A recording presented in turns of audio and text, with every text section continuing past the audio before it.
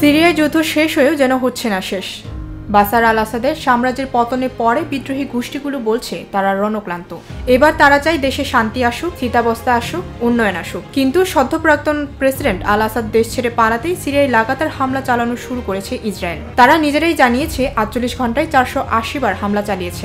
আজ ইসরায়েলি বাহিনী একটি বিবৃতিতে জানিয়েছে সিরিয়ার 70 থেকে 80% সামরিক বহর ধ্বংস করে দিয়েছে তারা।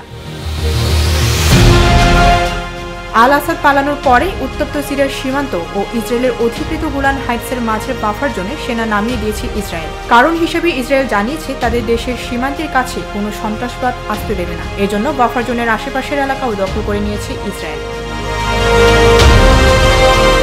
ইসরায়েলের প্রধানমন্ত্রী বেঞ্জামিন নেতানিয়াহু তার পদক্ষেপ নিয়ে সরব হয়েছেন আমেরিকার জাতীয় নিরাপত্তা উপদেষ্টা জ্যাক সালিভানের কাছে।